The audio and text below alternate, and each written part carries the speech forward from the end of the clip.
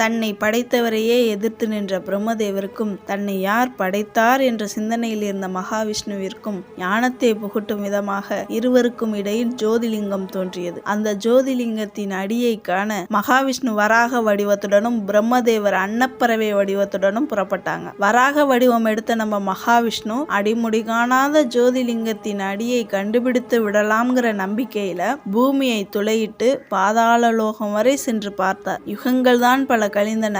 ஆனால் மகாவிஷ்ணுவால் அடியை காணவே முடியவில்லை. இந்த ஜோதிலிங்கத்தின் அடியை கண்டுபிடித்து விடலாம்ங்கிற நம்பிக்கையை கைவிட்டுட்டு புறப்பட்ட இடத்திற்கே மீண்டும் வந்து சேர்கிறார். ஆதியும் அந்தமும் மற்ற ஜோதிலிங்கத்தின் நுனியை காண புறப்பட்ட நம்ம பிரம்மதேவர் அழகிய ரெக்கைகளுடன் கூடிய அன்னப்பறவையின் வடிவம் எடுத்தார். அவர் எப்போ அன்னப்பறவையின் வடிவம் எடுத்தாரோ அன்று முதல் அவர் அம்சராசன் அழைக்கப்பட்டார். இவ்வாறு நுனியை காண புறப்பட்ட பிரம்மதேவர் காற்றை விட வேகமாக சென்று வானம் முழுவதும் தேடி அலைந்தார். யுகங்கள் தான் பல கழிந்தன. ஆனால் ஜோதிலிங்கத்தின் நுனியை பிரம்மதேவரால் காணவே முடியவில்லை. ஆனாலும் மனம் தளராது எப்படியாவது லிங்கத்தின் நுனியை கண்டுபிடித்து விடலாம்னு நினைச்சுக்கிட்டு மேல் நோக்கி புறப்பட்டாரு பிரம்மதேவர். அப்படி மேல் நோக்கி புறப்பட்ட பிரம்மதேவரின் கண்களுக்கு ஒரு மலர் மேலிருந்து கீழ் நோக்கி வந்து கொண்டிருப்பதை பார்த்தார். அதுதான் தாளம்பூ மலர். அந்த தாளம்பூ மலரிடம் பிரம்மதேவர் நீ எங்கிருந்து வருகிறாய்னு கேட்க அதற்கு தாளம்பூவோ இந்த ஜோதிலிங்கத்தின் நுனியிலிருந்து தான் வருகிறேன்னு சொல்ல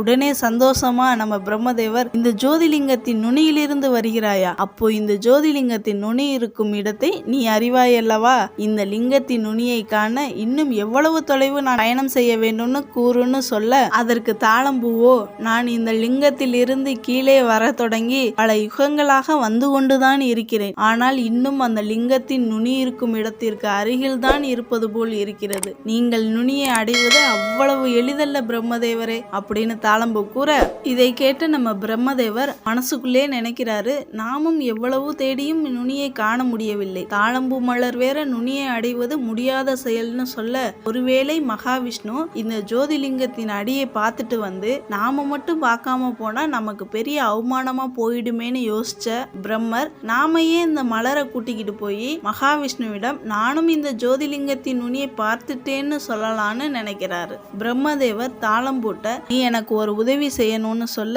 அதற்கு அந்த பூ என்ன உதவின்னு கேட்க பிரம்மதேவரோ நான் உன்னை மகாவிஷ்ணுவிடம் கூட்டிக்கிட்டு போறேன். அவர் இந்த ஜோதிலிங்கத்தின் அடியை கண்டுபிடிச்சிட்டு வர்றேன்னு வராக வடிவம் எடுத்து போயிருக்காரு. அவர் போன வேகத்தையும் விவேகத்தையும் பார்த்தா அவர் அடியை கண்டிப்பா கண்டுபிடிச்சிருவாரு. நீ என் கூட வந்தா நானும் மகாவிஷ்ணுவிட்ட இந்த ஜோதிலிங்கத்தின் நுனியை கண்டுபிடிச்சிட்டேன்னு சொல்லுவேன்னு சொல்ல அதை மட்டும் சொல், மற்றவற்றையெல்லாம் நான் பார்த்துக்கிறேன்னு சொல்றாரு.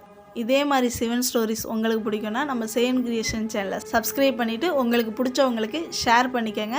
மறக்காம லைக் பண்ணிருங்க. நீங்களும் சிவபக்தராக இருந்தா கீழே ஓம் நமச்சிவாயன்னு ஒரு கமெண்ட் கொடுத்துருங்க. இருவரும் பிரம்மதேவர் மகாவிஷ்ணுவும் புறப்பட்ட இடத்திலே மீண்டும் சந்திக்கிறார்கள். மீண்டும் சந்தித்த இருவரில் பிரம்மதேவரின் முகத்தில் புன்னகையுடனும் மகாவிஷ்ணுவின் முகத்தில் வருத்தத்துடனும் இருந்தார். இதில் பிரம்மதேவர் முந்திக் கொண்டு நான் அடிமுடி காணாத இந்த ஜோதிலிங்கத்தின் நுனியை நான் பார்த்துட்டேன்னு சொல்றார். அதற்கு நம்ம மகாவிஷ்ணு பிரம்மதேவரே நான் எவ்வளவோ முயற்சித்தேன், ஆனால் என்னால் இந்த லிங்கத்தின் அடியை கண்டுபிடிக்கவே முடியவில்லை. உங்களுக்கு மட்டும் நுனி இருக்கும் இடம் எப்படி தெரிந்ததுன்னு கேட்க அதற்கு நம்ம பிரம்மதேவர் ஆமாம் மகாவிஷ்ணு உண்மைதான், நான் நுனி இருக்கும் இடத்தை அடைந்தேன். அங்கிருந்துதான் இந்த தாளம்பு மலரை எடுத்து வந்தேன். நீங்கள் நம்பவில்லை என்றால் இந்த தாளம்பு மலரிடமே கேளுங்கள்னு சொல்றாரு. உடனே நம்ம மகாவிஷ்ணுவும் தாளம்பூவை பார்த்து நீ எங்கிருந்து வருகிறாயின்னு கேட்க அதற்கு அம்மலர் நான் இந்த ஜோதிலிங்கத்தின் நுனியிலிருந்து தான் வருகிறேன்னு சொல்ல உடனே மகாவிஷ்ணுவும் நாம் இருவரும்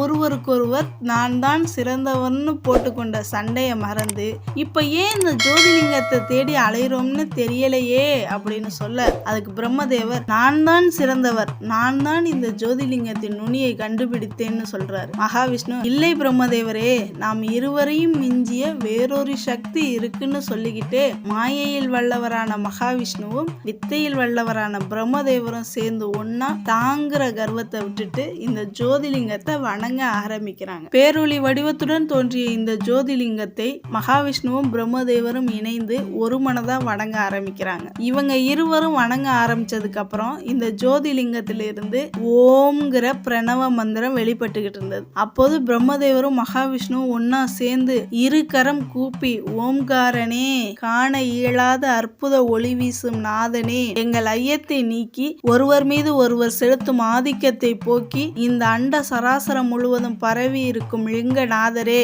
எங்களது ஐயத்தை போக்கி எங்களுக்கு அருள் புரிகன்னு சொல்லி அண்டம் முழுவதும் பரவி இருக்கும் ஆதியும் அந்தமும் மற்ற அடிமுடி காணாத இந்த ஜோதிலிங்கத்தை ஒரு மனதா வணங்குறாங்க. உடனே ஐந்தெழுத்து மந்திரத்தின் மூலவரான அளப்பரிய ஆற்றலின் பிறப்பிடமான பித்தா பிறை சூடி பெருமானே அருளாளா என்று அனைவராலும் அன்போடு அழைக்கப்படும், இடையில் புலித்தோல் அணிந்தும் கழுத்தில் நாகத்தை சூடியவருமான ஆனந்தமாய் உடுக்கை நாதம் ஒலிக்க கையில் சூலத்துடனும் அந்த பரம்பொருளான சிவபெருமானின் அழகிய தரிசனத்தை முதலாக பிரம்மதேவரும் மகாவிஷ்ணுவும் காண்கிறார்கள். சிவபெருமான் காட்சி அளித்ததற்கு அப்புறம் என்ன நடந்துச்சுங்கிறத அடுத்த எபிசோட்ல பார்க்கலாம்.